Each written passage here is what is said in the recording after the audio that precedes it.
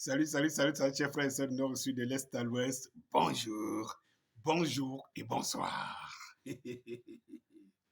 Lorsque je vous ai dit ici que j'intitulais désormais à propos du Togo, dans l'enfer du Togo, il y a des gens qui pensaient que c'était juste les mots comme ça en l'air.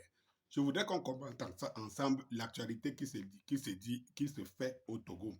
Déjà, j'ai fait une sortie pour montrer le côté mesquin de Fort Gnassingbé, qui, d'ailleurs, parce que tous renouent les relations avec les pays du Sahel. Ils savent que c'est incontournable et tout, mais ce n'était pas l'actif des Togolais. Parce que Gnassingbé ne roule pas pour les Togolais. C'est-à-dire que c'est une espèce, sont comme ça partis des gens que la France, à l'époque, avait réussi à dénicher, qu'on pouvait manipuler et mettre à la tête des États pour les voler, piller, et que sais-je encore. Et que ces gens avaient cet esprit machiavélique de pouvoir s'asseoir sur le dos des millions de personnes à leur profit simple. C'est-à-dire que le rapprochement de Fort Gnassingbé avec le général Tchani, Assimi Goïta, je vais dire Ibrahim Traoré, ce n'est pas forcément pour les intérêts des Togolais. C'est pour sa propre survie politique, sa propre survie tout court. Tout court. Et la preuve, le Togo n'a pas un plan d'espérance. Le Togo n'a pas un plan d'espérance. Bien au contraire, le Togo s'enfonce dans les flammes de l'enfer, l'enfer du Togo. Parce qu'en fait, il y a encore quelques semaines aujourd'hui, les femmes se sont soulevées contre la maltraitance qu'elles subissent par rapport aux impôts et machin, truc et tout ça, dans un pays aussi pauvre où les gens sont même prêts à vendre leurs propres frères, leurs propres enfants pour survivre. Ils sont prêts à trahir leurs prochains pour survivre. Et voyez-vous que quelques semaines après, le marché prend feu. Et ce n'est pas le premier marché qui prend feu. Le pire, c'est qu'il n'y a même pas d'infrastructure de secours. Parce qu'il y a quand même certains États dictatoriaux, mais qui ont quand même un semblant.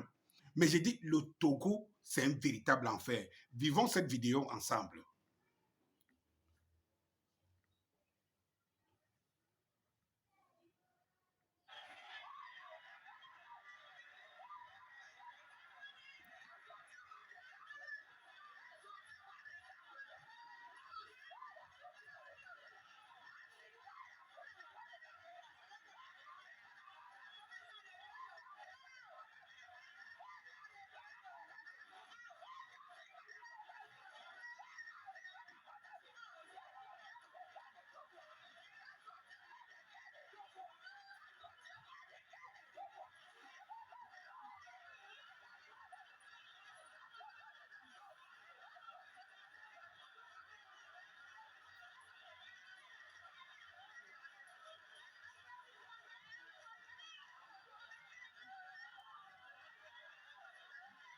On sauve ce qu'on peut sauver. Mais qu'est-ce qu'on peut réellement sauver face aux flammes aussi denses et intenses? Qu'est-ce qu'on peut sauver? Et il y a des gens qui vont me dire que les marchés brûlent partout. On a un marché ici au Cameroun, à Douala, qu'on appelle le marché Congo. Je pense que depuis mon entendement, ce marché a déjà brûlé au moins 3 fois. Bon. On réussit toujours à sauver quelque chose. Mais il y a un problème au Togo, c'est que tout est vétuste, tout est archaïque. Et le pire, c'est que ce n'est pas le premier marché qui brûle. Et presque tous les marchés brûlent au Togo. Curieusement, c'est que ça brûle toujours après des incidents entre des commerçants qui se plaignent et tout. Et regardez quelque chose. Et le pire que vous allez voir dans ces images, ce qui est plus grave encore, plus pire, c'est qu'il n'y a pas d'eau. Les sapeurs, voilà l'arrivée des sapeurs qui cherchaient l'eau partout. Il n'y a pas d'eau. Il n'y a pas d'eau.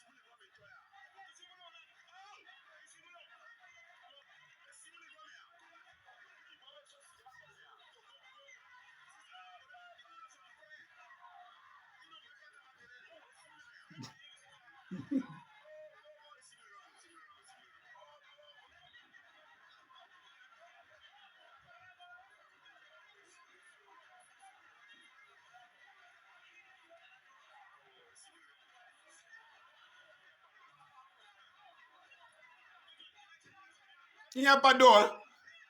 Il n'y a pas d'eau.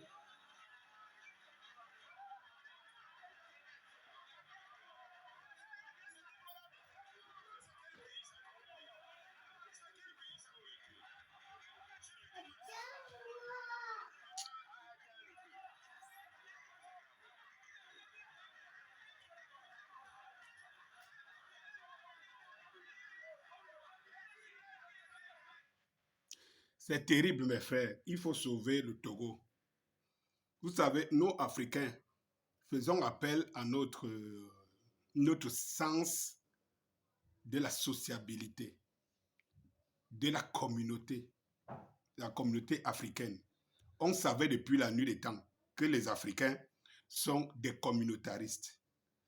Mais voyez-vous que notre pays, nos frères du Togo souffrent. Voyez-vous, ça dit que c'est la misère à ciel ouvert. Pendant qu'on nous criait que le Niger était le pays le plus pauvre, qu'est-ce qui caractérise quelque chose de riche au Togo? That is the question. Danis Kopio, c'est moi!